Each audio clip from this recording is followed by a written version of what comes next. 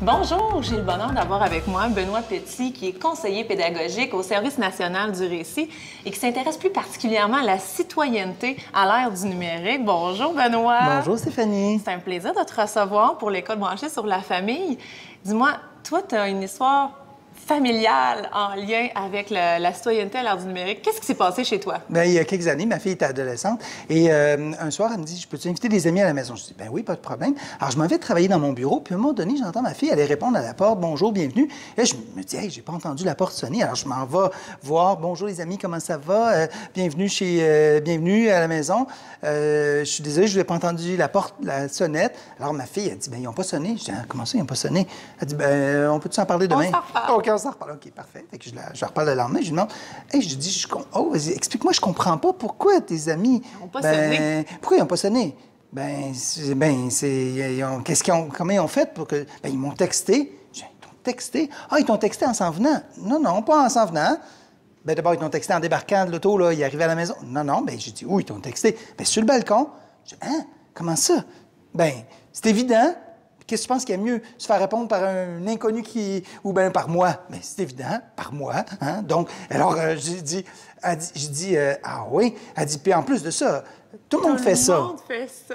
Fait que là, en fait, ce que ça illustre à quel point l'ère du numérique vient changer, a des impacts sur notre culture, sur nos manières de faire, sur nos manières d'être. Et il y a quelques années, cette pratique-là, c'était une pratique très répandue chez les ados, mais pas encore chez les adultes. Et pour moi, c'était comme un choc. Hein? Je comprenais pas. J'avais vraiment un choc. Les codes sont plus les mêmes. Ouais. On n'a pas les mêmes repères. Et quand elle dit « tout le monde fait ça », mais ça veut dire que c'est devenu une norme. Pour eux, c'est une norme. Puis c'est rendu que moi aussi, comme adulte, maintenant, je texte le monde plus que je le faisais avant. C'est devenu comme une norme sociale. OK? Donc, le numérique a de l'influence sur toutes nos habitudes de vie. Puis comment, comme parents, on peut s'y intéresser ou on peut accompagner nos enfants à, justement, développer leur citoyenneté à l'ère du numérique? Puis pour toi, ça a une connotation aussi précise qu'est-ce que ça veut dire, citoyenneté à l'ère du numérique? Oui, en fait, avec mon équipe, on travaille un modèle parce qu'on a le goût. Il y a toutes sortes de modèles américains, tout ça, qui sont plus moralisateurs. Et nous, on veut développer un modèle québécois qu'on appelle le processus d'autonomisation éthique. Bon, c'est un nom long, un peu compliqué, mais en fait, empowerment, tout le monde, on a déjà entendu, donner du pouvoir d'action. Bien, autonomisation, c'est le mot français pour parler d'empowerment. Et là, nous, on veut que nos jeunes développent du pouvoir d'action dans leur vie, mais on veut que ce ne soit pas égocentrique, centré sur leur petite personne, mais que ça permette de s'ouvrir à la société et de s'intéresser au mieux-vivre collectif. C'est pour ça qu'on appelle ça éthique. L'autonomisation éthique, parce qu'on essaie de devenir collectivement plus autonome à l'ère du numérique. Ce processus-là, on le voit en deux volets.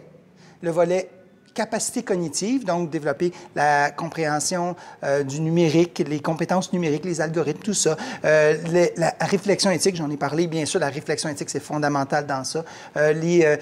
Comprendre les littératies, les différentes formes de langage, développer la créativité chez nos jeunes, l'analyse critique dans les situations dans lesquelles ils sont exposés. Donc ça, c'est un premier volet. Donc, la réflexion, la capacité cognitive. Puis, de notre côté, on pense qu'on a besoin de développer des aptitudes socio-affectives, centrées sur trois volets.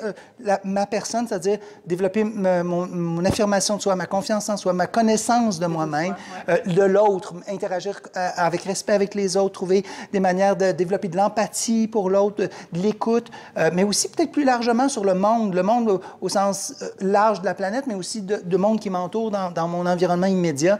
Donc, développer une solidarité, une ouverture à l'autre. Donc, développer ces deux volets-là, les capacités cognitives, aptitudes socio-affectives. Socio-affectives. Donc, qu'est-ce que c'est le monde du numérique, puis aussi comment moi je me perçois, qui je suis, puis comment je suis dans ma relation avec les autres aussi. Là, comme parent, par exemple, qu'est-ce qu'on peut faire dans cette perspective-là de citoyenneté à l'ère du numérique? Par exemple, comme moi, j'observe souvent mon fils qui est sur des plateformes que moi je connais pas, comme Musical.ly, entre autres. Qu'est-ce qu'on peut faire pour, j'ai envie de dire, entrer dans leur monde, dans cette ère du numérique? Bien, au plan cognitif, une des choses simples qu'on peut faire, c'est juste travailler sur les faits. Qui, quoi, où, quand, comment, pourquoi, combien.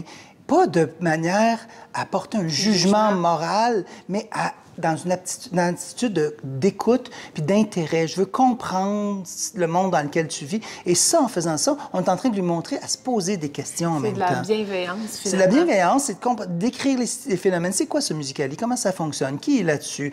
Les artistes, c'est qui les artistes que tu peux lire? Qu'est-ce que toi t'aimes? Quel genre de musique tu aimes? Pourquoi? C'est quoi ton intention derrière? Comment tu fais pour découvrir de la musique? Bon, l'intention, il y a deux choses. D'abord, l'amener à se questionner, à apprendre à se questionner, d'une part. Mais l'autre aussi, peut-être lui montrer de l'empathie. Parce que faire ça, c'est s'intéresser à son point de vue. Puis dans le fond, quand on parlait de réflexion éthique, dans le fond, c'est de s'intéresser à un ensemble de points de vue pour trouver des avenues qui vont faire qu'on va pouvoir bien vivre ensemble, tout le monde. Donc, c'est ça un peu de la réflexion éthique, j'en parlais, c'est d'être capable de trouver des avenues pour trouver de l'harmonie entre nous. Mais ça, c'est en s'intéressant au point de vue de l'autre, puis c'est en essayant de comprendre son propre point de vue, donc en se distançant de ses opinions pour aller s'intéresser au point de vue. Qui pense quoi, comment? Qui pense quoi, comment. Puis j'aime ce questionnement-là parce que ça permet vraiment de découvrir l'intérêt de ses enfants, comment ils le consomment, comment ils l'utilisent, qu'est-ce qu'il crée, comment il interagit, puis comment il s'identifie à ça. Et c'est vraiment de créer un lien avec nos enfants au travers de ce questionnement-là. Absolument. Ça permettra de devenir des citoyens qui vont être capables de trouver des avenues pour mieux vivre ensemble et exercer leur citoyenneté, puis leur démocratie, s'exprimer, puis s'éloigner du cynisme, s'éloigner de la suspicion, puis aller vers une approche d'enquête, de réflexion, d'optimisme dans le monde dans lequel on vit. Exactement. Merci, Benoît, d'avoir partagé. Merci, Stéphanie. Merci, École branchée. C'est super. Merci de cette entrevue. Ça me fait plaisir. Merci beaucoup.